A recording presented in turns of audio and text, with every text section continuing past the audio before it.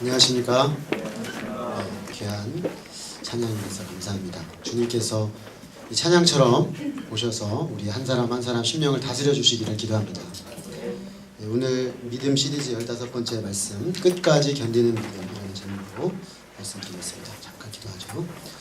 사랑하는 아버지 하나님, 우리가 죄인 되었을 때 우리를 버려두지 아니하시고 우리를 찾아오시고 육신의 몸을 입고 오셔서 모든 우리의 죄를 짊어지시고 십자가에 죽으시기까지 복종하시며 순종하셔서 마침내 하나님의 뜻을 이루시고 우리를 향한 하나님의 구원을 완성하신 우리 주님 생각할 때 감사합니다.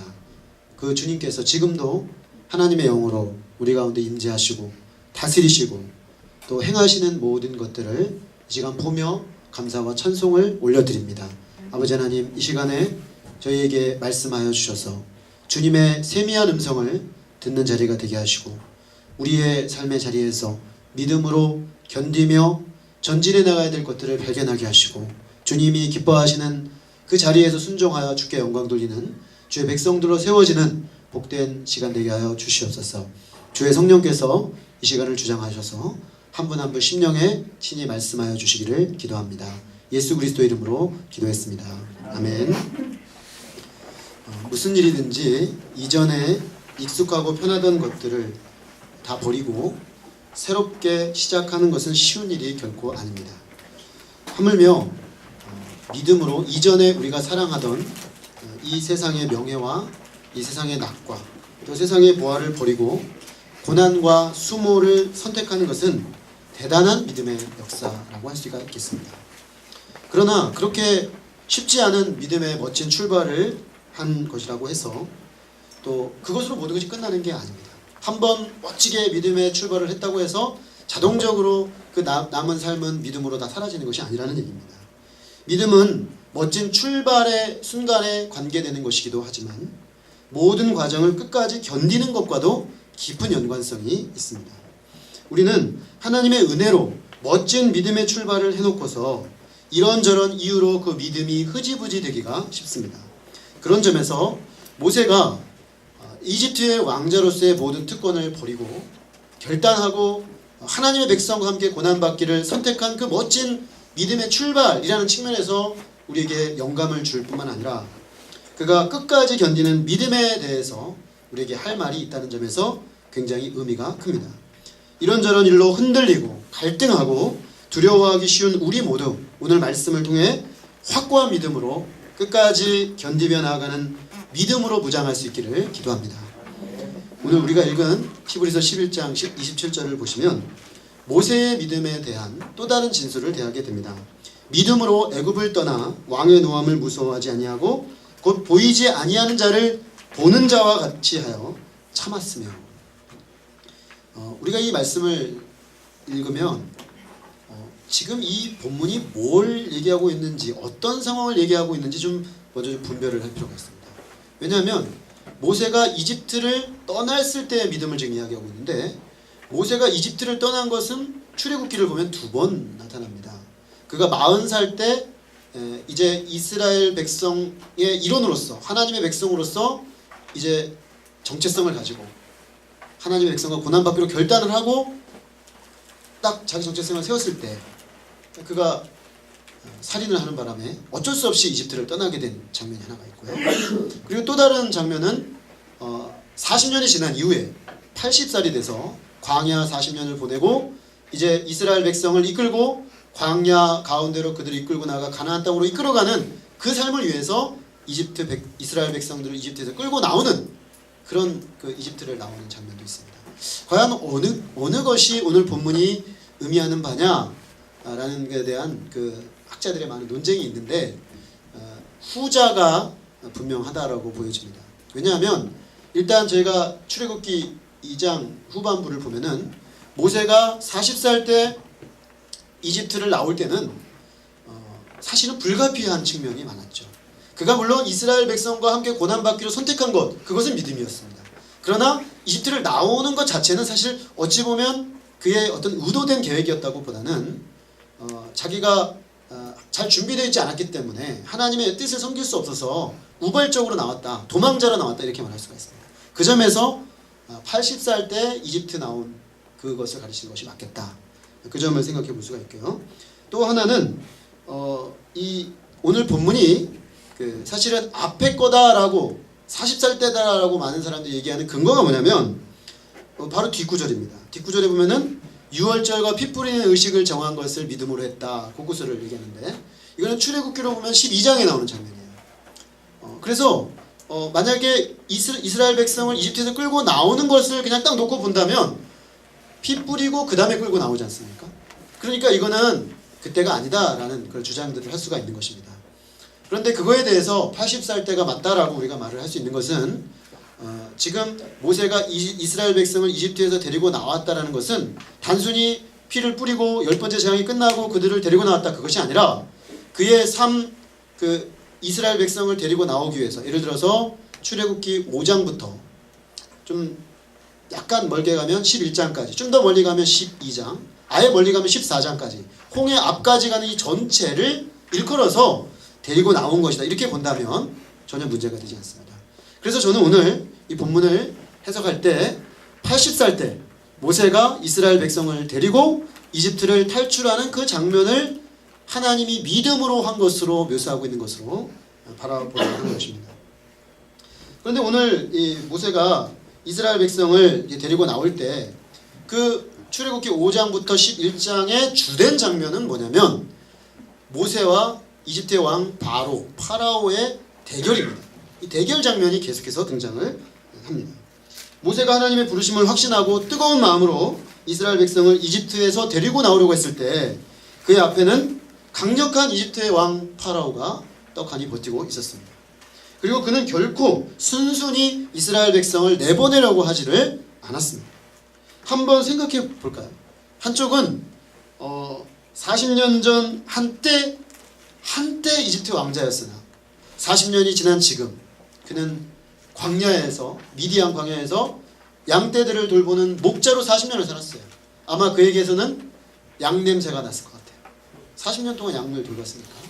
그리고 예전에는 왕자복을 입고 근엄한 모습을 띄었다면 지금은 허름한, 약간 80세가 됐으니까 허리도 구부정하시고 양치는 막대기를 하나 들고 아마 양털 옷을 입지 않았을까. 아주 시골 할아버지 느낌이 그냥 물씬 풍기는 그런 상황이죠. 이 모세가 이쪽에 딱 서 있고, 그 반대쪽에는 어떻습니까? 모세는 군대가 없어요. 이스라엘 백성을 끌고 나가려 하지만 군대도 없습니다. 그를 지원하는 강력한 어떤 사람들 없었습니다. 딱 한 명 하나님 붙여주셨는데 모세가 하도 힘들어하니까 말을 잘하는 그의 형 아론을 한 명 붙여줬어요. 그래서 둘이 갔어요. 근데 상대 파라오는 어떻습니까? 그는 왕자에 탁 근엄하게 앉아 있습니다. 그의 주변에는 언제든 그를 위해 죽을 준비가 된 군대가 포진하고 있습니다. 파라오를 거의 신처럼 떠받드는 수많은 이집트 백성들이 그 앞에 부복하고 있는 그런 상황입니다. 자, 이런 상황에서 지팡이 하나를 들고 이런 왕에게 가서 모세가 했던 메시지는 아주 단순한 메시지였어요. 내 백성을 보내라. 하나님이 당신에게 말씀하셨습니다. 내 백성을 보내라. Let my people go. 이렇게 이집트 왕에게 선포한 거죠. 하나님의 백성이니 보내주시오. 가서 하나님을 예배하는 하나님의 백성이 되게 하겠소. 이렇게 얘기한 것입니다. 모세 입장에서 참 그가 의지할 수 있는 건 하나님 말씀밖에 없어요.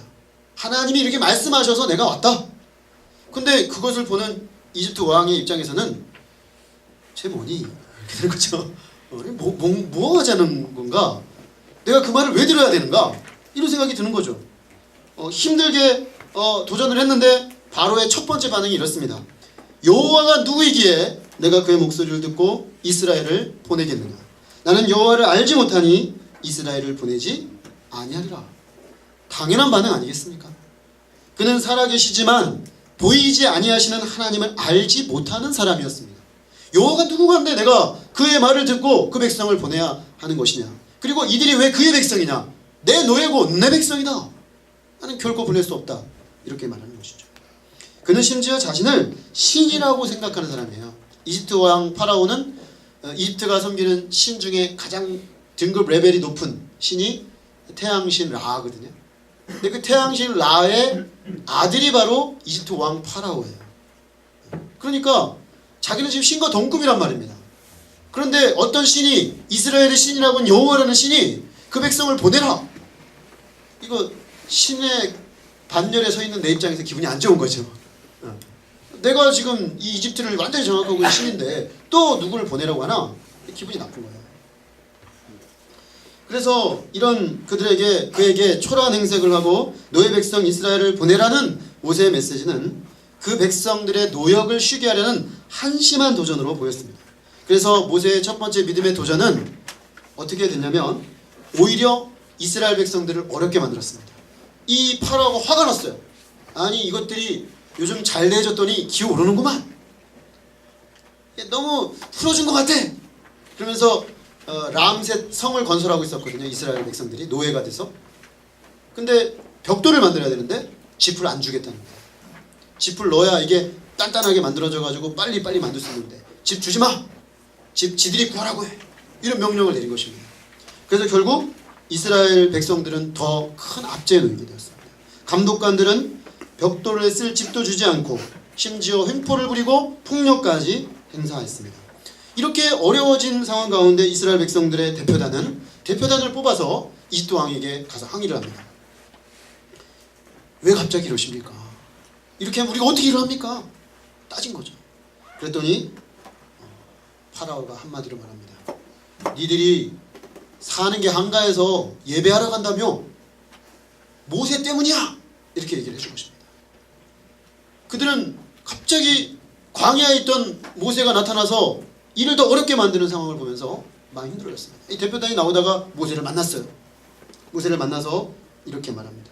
너희가 우리를 바로의 눈과 그의 신하의 눈에 미운 것이 되게 하고 그들의 손에 칼을 주어 우리를 죽이게 하는도다.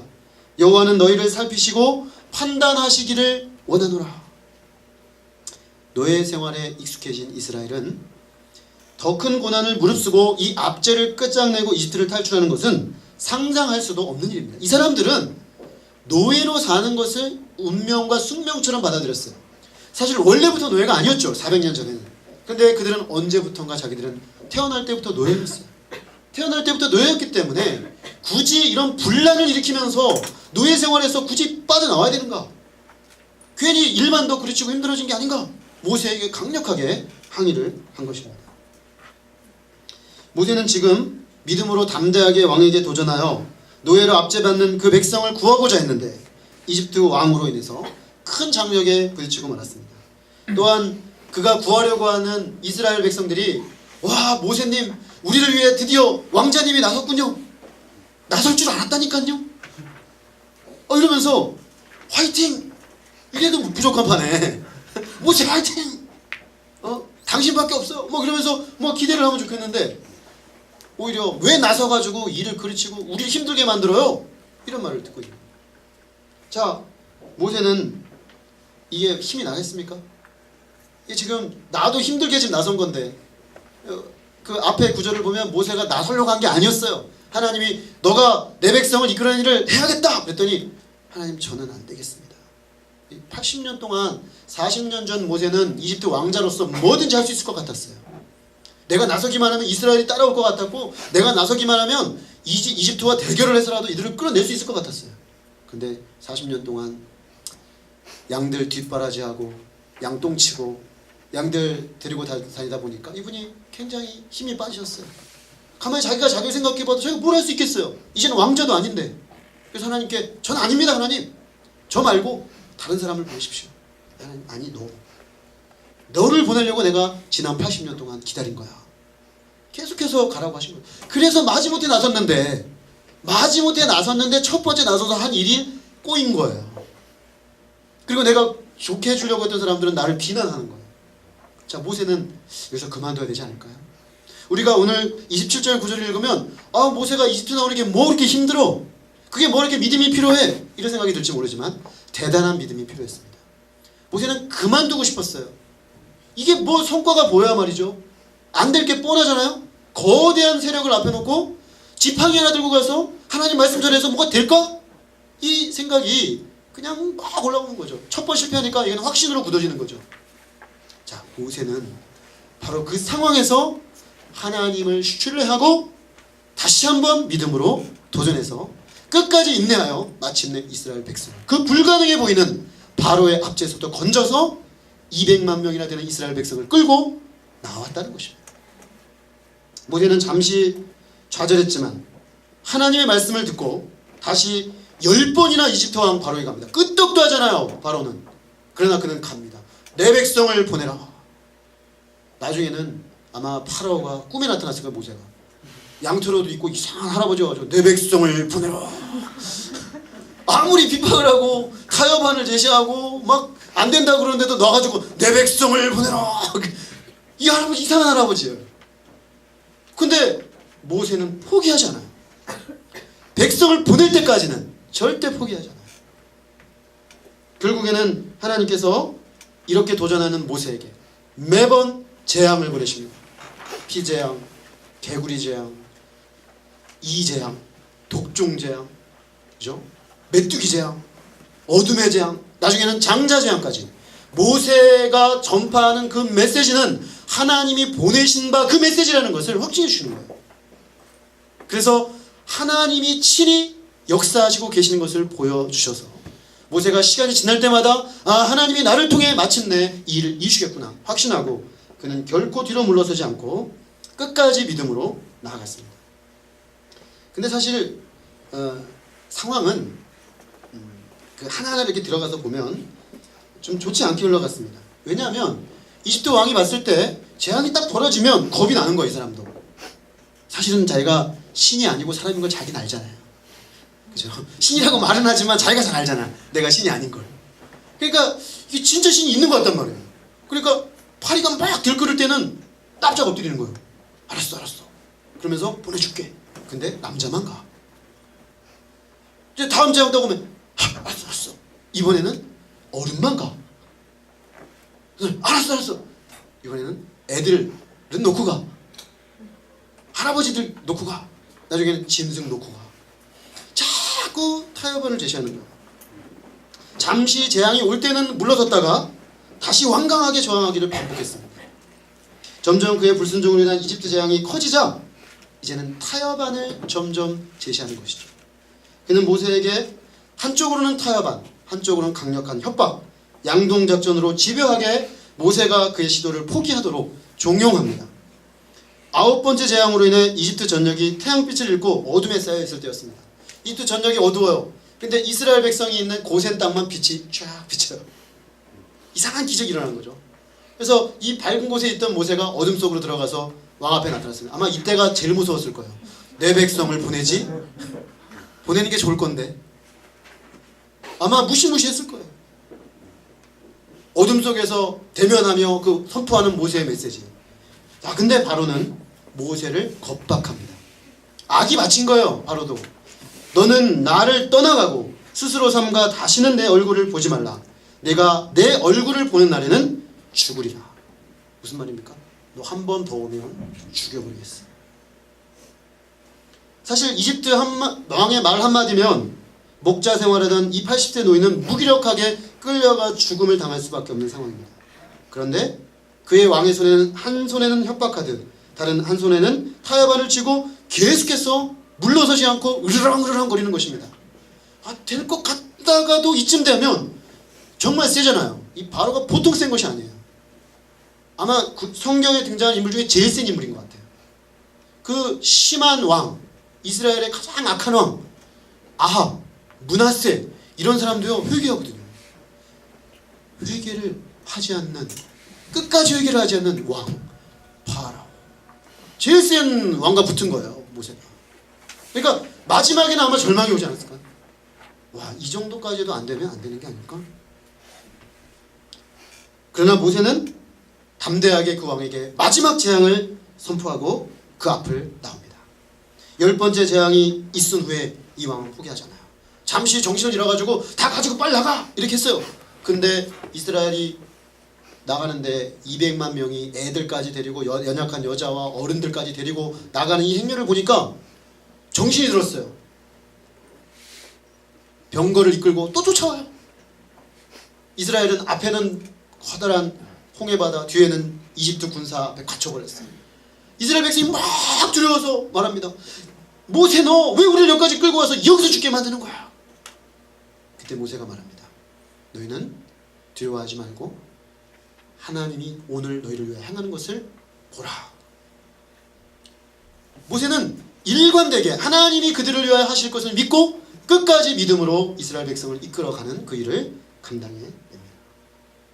이스라엘 백성이 400년간 억류당한 이집트에서 나올 수 있었던 것은 이 모세의 믿음 때문이었습니다. 그의 믿음은 이집트를 떠나 왕의 노함을 무서워하지 않는 믿음이었습니다. 그 믿음은 구체적으로 이집트 왕의 모든 협박과 타협에도 굴하지 않고 끝까지 일관되게 견디어내는 믿음이었습니다. 우리가 믿음으로 살려고 하면 세상에서 환영을 해주고 격려해주고 축하해주기를 바라는 것은 너무 순진한 생각입니다. 내가 믿음을 가지게 됐다. 나 예수님의 십자가 복음을 영접하게 됐다. 나 이젠 주님과 함께 살 거야. 주님과 동행하는 삶을 살 거야. 가족에게 엄마, 나 이제 주님과 함께 살기로 했어. 정신 차려, 이 녀석아. 이렇게 되죠. 뭔 소리 하는 거야, 지금 같은 시대. 믿음으로 산다고?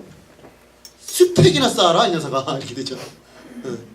우리가 믿음으로 산다고 했을 때 누가 축하해주고 격려해주고 그래 잘했다. 난 네가 이렇게 될 날을 손꼽아 기다렸노라. 그런 부모님이 있는 부모님은 자다가도 뻘떡 일어나서 주님께 감사 기도를 해야 돼요. 그죠? 근데 세상에 그런 부모님이 어디 있어요? 심지어 믿는 부모님도 때로는 얘가 이게 너무 과도하게 믿는 게 아닐까? 이런 생각이 든단 말이에요. 갑자기 그러면. 근데 세상이 그렇겠습니까? 아마 세상은 그렇게 반응할 겁니다. 무관심하죠. 뭐 그렇게 살든가 말든가, 뭐 믿음으로 살든가 말든가, 십자가 복음으로 살든가 말든가 알아서 해라. 무관심합니다. 그러나 무관심하다가 언제 반응하냐면 우리가 믿음으로 사는데, 일관되게 그 믿음으로 사는데 그 일관된 믿음의 삶이 세상 사람들의 가치에 도전할 때, 그때 반응이 옵니다. 세상 사람들이 당연하게 여기고, 그래서 자기들의 지배 아래 있고 세상의 원리가 그대로 돌아간다고 생각하는데, 우리 신자들은 뭐라고 말합니까? 이 세상은 하나님이 다스린다. Let my people go. 이 세상의 주인은 하나님이시다. 이 주장을 하기 시작하면, 지금 이 영혼의 주인은 하나님이다라고 주장하며 전도하기 시작하면, 완전히 세상 원리로 돌아가고 있는 곳에서 나는 하나님을 섬길 것입니다라고 주장하기 시작하면 사람들은 반응하기 시작합니다. 바로처럼 반응합니다. 그들은 강력하게 노하여 바로처럼 강력하게 저항하고, 때로는 협박하고, 때로는 달콤한 타협안을 제시합니다. 좋다. 거기까지만 하자. 나도 요만큼 양보할 테니까 너도 요만큼 양보해. 이게 꼭 그렇게 힘들게 부담스럽게 꼭 그렇게 해야 되겠니? 그냥 요쯤에서 그만두자. 이제 타협안이 들어오는 것입니다. 그 반대와 타협안은 어떻습니까? 이 파라오와 똑같습니다. 매우 지속적이고 집요합니다. 언제까지? 우리가 포기할 때까지. 우리가 그리스도의 주권 앞에 끝까지 복종할 것이냐, 아니면 세상의 원리 앞에 복종할 것이냐, 이 둘의 판가름이 날 때까지 치열하게 전개되는 싸움인 것입니다. 또한 그 반대와 타협안의 배후에 무엇이 있습니까? 그 반대와 타협안의 배후에는 우리에게 두려움을 심는 불신의 논리들이 자리 잡고 있습니다. 불신의 논리가 있어요. 그래서 우리가 믿음으로 살다가는 오히려 더 어려워지지 않을까라는 불신. 믿음으로 살면 열매도 없이 고통만 받다가 죽을지도 모른다는 불신. 그것이 바로 그런 불신이죠. 한마디로 우리에게 두려움을 심는 것입니다. 두려움은 우리가 지속적으로 끝까지 견디며 믿음으로 나아가는 것을 중지시키도록 작동하죠. 이 두려움이 들어오면요, 믿음으로 가다가 흔들립니다. 주춤합니다. 그러다가 이 두려움이 우리를 완전히 사로잡으면 믿음은 사라져버려요. 믿음은 힘을 잃어버려요. 거기서 스탑해버리는 것입니다. 두려움이 생기면 일을 시작하지도 못하고 손 하나도 까딱할 수 없을 정도로 꼼짝달싹 못하게 되는 것입니다. 두려움이 생기면 힘차게 시작한 믿음의 삶과 도전도 힘을 잃고 중지하게 되는 것입니다. 사실 두려움은 하나님을 믿지 않고 하나님을 바라보지 않고 어려움과 고통과 힘든 것만 주목하다 보면 반드시 따라옵니다. 지금 하나님이 하고 계신 건 안 보고 믿음으로 살다가 어려운 거, 힘든 거, 고통받는 것만 생각하다 보면 확 덮쳐. 그래서 힘을 못 쓰게 만들어요. 모세의 믿음은 바로 이런 모든 어려움과 또 고통과 도전들을 이기고 끝까지 견디며 전진하고 또 전진하여 마침내 승리하기까지 포기치 않는 그런 믿음이었습니다. 우리는 어떻게 이런 믿음을 가질 수 있을까요? 이런 믿음이 절실하지 않습니까? 믿음으로 참 멋지게 시작했는데 실제 믿음으로 살려고 보니까 쉽지 않아요. 아마 믿음으로 살려고 하면 공감하실 겁니다. 믿음으로 살려고 하지 않으면 별로 안 힘들어요. 그냥 세상 이렇게 물이 이렇게 흘러가는데 물이 흐르는 흐름대로 그냥 가면 오히려 가속이 붙죠. 그래서 하나님을 믿는 믿음으로 살다가 방향을 확 바꿔서 세상 흐름에 맡기잖아요. 쾌속선을 타는 것 같이 갑니다. 그래서 보통 믿음 생활하다가 세속의 논리로 확 전환한 사람들을 보면 잘 나갑니다. 초기에. 왜 그러냐면 막 밀어주거든요. 그 물살이 막 밀어줘서 세상으로 막 이렇게 기뻐하며 가는 거예요. 아무 이상 없네. 믿음으로 안 살아도 그렇게 힘들지 않은데? 그래서 막 흔들면서 여기 봐, 여기 괜찮아 이러면서 가는 거예요. 근데 사실은 자기가 지금 세상 저 끝에 그 돌아올 수 없는 바다로 가고 있다는 사실을 모르고 이러면서 바다로 가는 거예요. 나중에 못 돌아오고 싶어도 못 돌아오는데 가는 거예요. 근데 방향을 바꿔서 거슬러 올라가서 주님이 주신 그 가난을 향하여 세상을 거슬러 올라가려고 해보십시오. 힘듭니다. 열심히 저어도 제자리일 때가 많아요. 그래서 신앙생활 하다 보면 어떤 생각이 들면 맨날 제자리인 것 같아 내가. 믿음으로 산다고 하는데 맨날 뱅뱅 도는 것 같아요. 근데 그런 마음이 들 때 깨달으셔야 돼요. 내가 지금 그래도 믿음으로 꽤 애쓰고 있구나. 그때가 중요합니다. 그때 버텨야 돼요. 그때 견뎌야 돼요.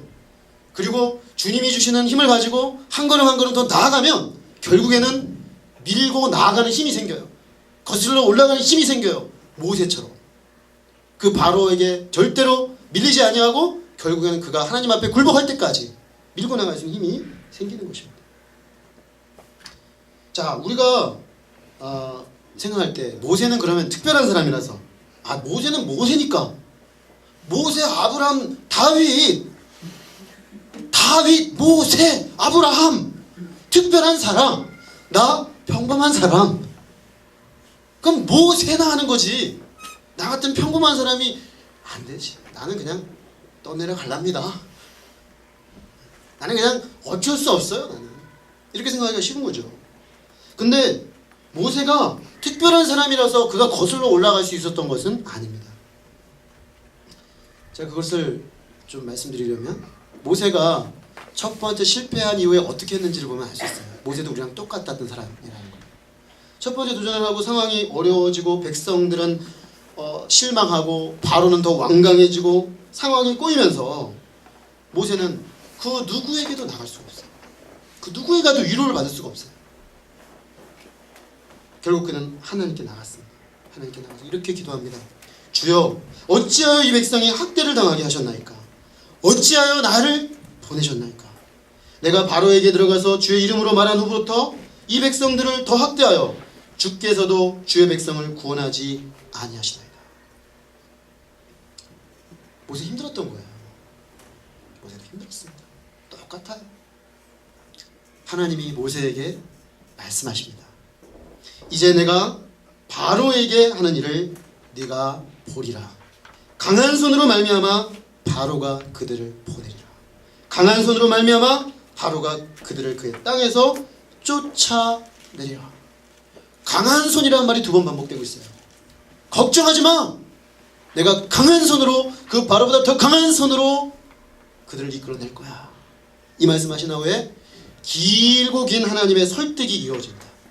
거의 한 장 반에 걸친 이 출애굽기 6장 7장이 온전히 모세의 설득으로 이어집니다.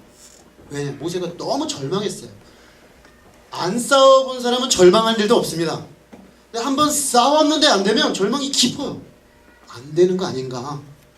그러니까 모세가 나중에는 버팁니다. 보낼 만한 자를 보내십시오. 저는 아닌 것 같습니다. 하나님이 설득하다 하다 안 되니까 나중에는 하나님 그러십니다. 그냥 가지. 그래서 설득 안 하세요. 그냥 가라니까. 그래서 모세가 가요. 하나님의 그 강력한 그 말씀 앞에 거역할 수 없어서 그가 갑니다. 하나님의 말씀의 핵심은 이거죠. 나는 여호와다. 내가 한다. 내가.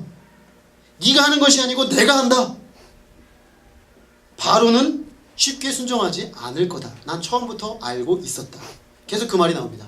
바로는 완강하게 버틸 거다. 계속 말씀하세요. 그러나 내가 한다. 그러나 내가 너는 이 사실을 믿고 바로가 버틴다는 걸 알고 너도 버텨라.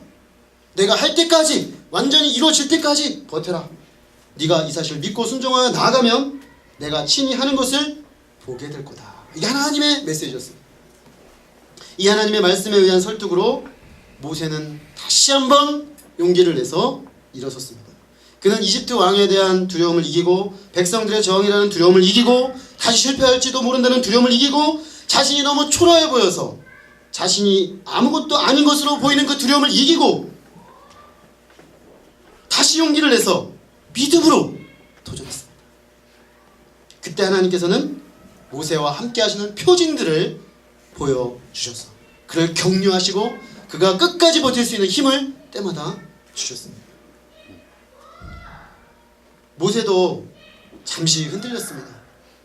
이집트 왕 바로에게 갈 때마다 그 첫 번째 이후에도 계속 흔들릴 수가 있었습니다. 그러나 하나님께서 그를 붙잡아 주시고 인내해 주시고 그를 이끌어 가십니다. 위로하시고 힘을 북돋아 주십니다. 여기서 우리가 주목해야 될 것은 그러면 모세나 우리나 똑같이 평범한데 우리도 어려움 생기면 뒤로 물러설 수밖에 없는데 타협할 수밖에 없는데 어떻게 끝까지 나갈 수 있냐는 그 원리입니다. 모세는 기도했습니다. 누군가 나를 위로해줄 사람에게 가서 누군가 나를 도와줄 사람에게 가서 도와달라고 하지 않았어요. 하나님께로 갔어요. 하나님께 가서 하나님 어찌 이렇습니까? 하나님 앞에 기도로 씨름했습니다. 기도는 상황의 어려움으로 좌절하기 쉬운 우리의 시선을 다시금 하나님께로 모으는 힘입니다. 기도는 하나님을 바라보는 것입니다. 기도는 하나님께 우리 시선을 고정하는 것입니다. 그래서 내가 하나님을 향하여 나갔는데 하나님이 나를 그 기도를 통해 사로잡는 시간이 바로 기도의 시간입니다. 그래서 기도는 두려움을 이기고 다시 믿음으로 일어서는 능력을 주는 놀라운 비밀이 있습니다. 믿음으로 나아가다가 낙심되고 절망될 때 기도로 하나님께 나아가 믿음의 불을 다시 타오르게 하는 우리 형제자매들 되시기를 간절히 기도합니다. 모세는 기도 중에 하나님의 말씀을 들었습니다. 믿음이 연약해지고 흔들릴 때 하나님을 만나 그의 말씀을 들으면 그의 믿음은 다시금 견고해지고 두려움을 돌파하는 능력을 공급받습니다. 로마서 10장 17절은 이렇게 말합니다. 그러므로 믿음은 들음에서 나며 들음은 그리스도의 말씀으로 말미암느니라. 여러분, 믿음이 회복되는 길, 말씀을 들어야 해요. 하나님 말씀이 내 심령에 와서 들리면 믿음이 생겨요. 아, 끝까지 갈 수 있겠다. 내가 포기하지 않을 수 있겠다. 힘이 생겨요. 내 말씀이 없으면 우리 영혼은 중립적 지대 공간이 아니에요. 이 무엇을 채워야 돼요. 예수님의 말씀, 하나님 말씀이 내 안에 없으면 뭐가 들어옵니까? 세상의 이야기들이 들려옵니다. 세상 친구 이야기가 들려옵니다. 세상에 나를 이끌 수 있다고 생각하는 사람들 이야기가 들어와요. 그 이야기들 전부 뭡니까? 불신의 이야기, 불신의 논리, 불신의 생각들이. 그러면 안 될 것 같죠? 망할 것 같죠? 그러면 펄썩 주저앉는 것입니다. 하나님의 말씀을 들어야 믿음이 생깁니다. 그리고 그 들은 말씀을 붙잡을 때 우리는 상황과 대적이 주는 두려움에 흔들려 낙마하며 주저앉지 않을 수가 있습니다. 그러므로 믿음으로 시작한 것을 끝까지 붙잡아야 하는 것입니다. 우리가 말씀을 이렇게 붙잡으면 처음에는 우리가 말씀을 붙잡는데 나중에는 그 말씀이 우리를 붙잡아줍니다. 내가 주님을 의지해서 말씀을 붙잡았는데 나중에는 말씀이 나를 붙잡아서 하나님의 뜻 가운데 우리를 이끌어가요. 그래서 나를 붙잡고 세우고 인도해 가는 것입니다. 결국 이렇게 말씀에 붙잡힌 사람, 기도 중에 하나님께 붙잡힌 사람은 믿음으로 이깁니다. 그 믿음이 결국에 이기는 것입니다. 믿음은 멋지게 출발하는 것이면서 동시에 끝까지 견디는 것입니다. 처음 받은 말씀을 붙잡고 끝까지 견디는 믿음이 이깁니다. 오늘 히브리서 말씀에 맨 끝에 참았으며 라고 되어 있습니다. 오늘 모세의 믿음, 이 이집트를 떠날 때 모세의 믿음의 특징은 참는 것이었습니다. 견디는 것이었습니다. 인내하는 것이었습니다. 근데 이 단어는 힘과 용기라는 단어와 어원이 같아요. 참 의미심장합니다. 힘과 용기는 인내하는 믿음과 깊은 연관관계가 있다는 것입니다. 악을 이기고 결연하게 용기에 찬 자세로 위험을 극복하는 힘, 그것이 믿음으로 견디는 데 있다는 것입니다. 끝까지 지탱하며 나아가는 힘이라는 것입니다. 그가 그렇게 끝까지 견디며 나아가는 힘, 그것은 보이지 아니하는 하나님을 보이는 것 같이 믿었다고 했습니다. 현실과 상황과 파라오는 내 눈에 보이기 때문에 팍팍 와서 꽂힙니다. 우리가 시각적이고 감각적인 자극은 와서 바로 느껴지죠. 그래서 안 될 것 같아요. 그런데 모세가 끝까지 견딜 수 있었던 것은 보이지 아니하는 하나님을 보이는 것 같이 믿었다는 것이죠. 그는 하나님 말씀에 붙잡혀서 하나님이 살아계시고 지금 여기 계시고 지금 눈에 보이는 파라오보다 더 큰 능력과 권세와 지혜로 일하신다는 것을 그는 붙잡았던 것입니다. 그랬을 때 그는 견딜 수 있었습니다. 밀고 나갈 수 있었습니다. 끝까지. 사단은 믿음으로 시작한 사람을 어떨 때는 위협하고 어떨 때는 두려움을 심고 어떨 때는 타협안을 제시하면서 적당한 선에서 그만두도록 합니다. 사단은 우리가 예수님을 믿는 것을 막으려고 몸부림을 치죠. 그런데 실패해서 믿으면 그 다음에는 중지시키는 작업을 합니다.